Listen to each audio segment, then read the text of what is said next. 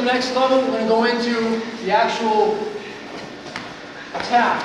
In this case, he's going to have my throat. Now, why is this scary? Because he's setting me up so that I cannot breathe. That's a problem. Because people panic very quickly when they can't breathe.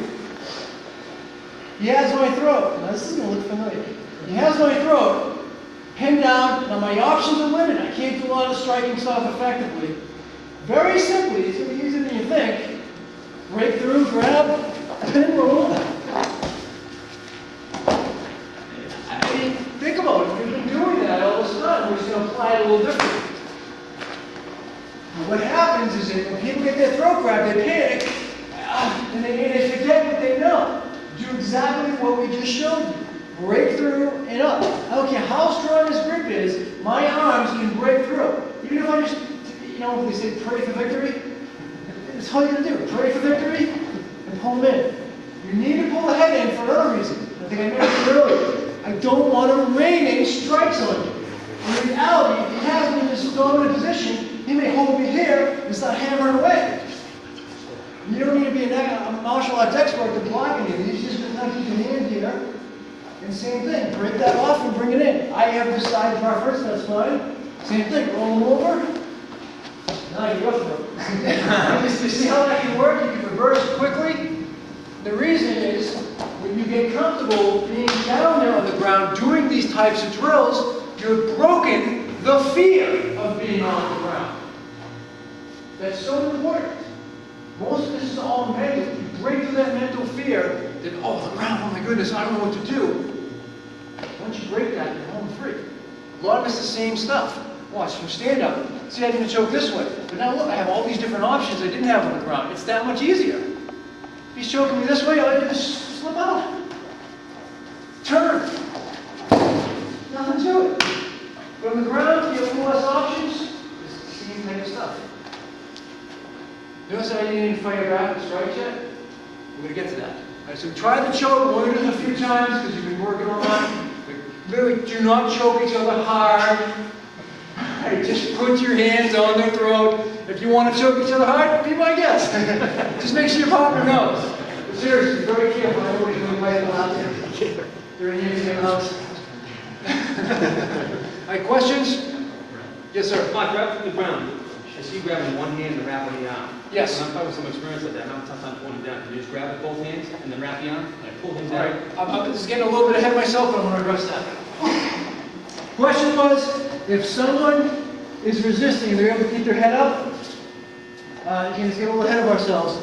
You want to know what I do if he knows how to resist bringing the head down? Yeah. All right, no problem. Grab the flesh, twist. Yes. For real. We're going to get to that later.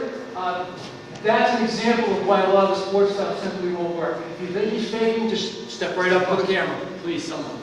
Anyone. It hurts a lot. So I'm not going to have to do it to each other much.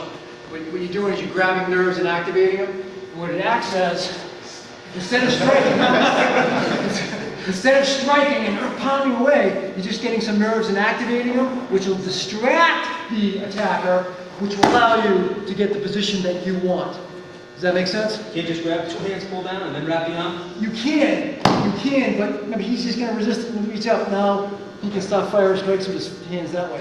When I have one arm tied up, one pulled in, I feel a lot more comfortable. But if need be, remember, there's a lot more we can do. There's a nice little nerve there in the neck. There's the eyes, we're going to get to that later. There's that flesh pinch right there, which I won't keep torturing my friend with. So there's all kinds of things you can do to loosen them up, to get them off and be less resistant. Does that answer your question? Yeah. All right. All right, great question. Anything else while we have the floor? Very good. Continue on with that choke. Be very careful. Go. Right, same idea. We're going to build on this. Person has you mounted. This time, we're going to have you in a pellet grip similar to this. This is going to be important later when we add a third party. He's going to be holding me here so his buddy can bash my head in. All right, now in this case, this one's probably not going to be as good. Right, so let me show you something really cool. Instead, I come in through one, out through the other. I'm going to hold his arm on this side, pin it against myself, and roll home. Nothing fancy. What's fancy, you, is that it's a different position than the choke. So watch what I did. I sort of cut a step up. What do we have the regular choke? Regular choke came through this way, don't pray for victory. That won't work now with this lapel. Why? His elbows are in, he's in a stronger position. So instead, I automatically grab this side, grab the head, kick him over. Pin one hand, in this case, again, there's other things you can do. But for right now, I'm pinning the hand, I'm passing the guard, pressing the knee, pressing the shoulder, and off on an angle preferably. Why the angle? It's just harder for him to respond. Same idea, just a little bit different of an initial. Because what'll happen, what'll happen is, once again, somebody gets pinned down, got you here, his elbows aren't up, his elbows are in, it's a little higher from the breakthrough. But it's the same thing. Grab the outside of the elbow, pin the hip, roll. It's the same thing. Even if I still have the shirt, I'll let go pretty quick if you start to elbow me in the head. Break out. That's it. Try that one, go. Time flies, we're having fun.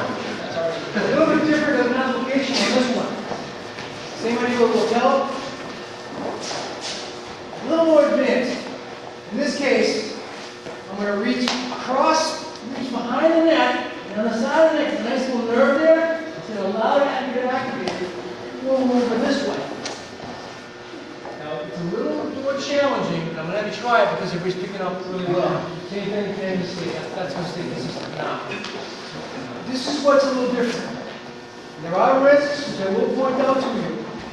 When I reach underneath, in reality, you can let go and start hammering away. Here's how you counter that. I grab and reach around. I grab the neck pretty much anywhere on this side.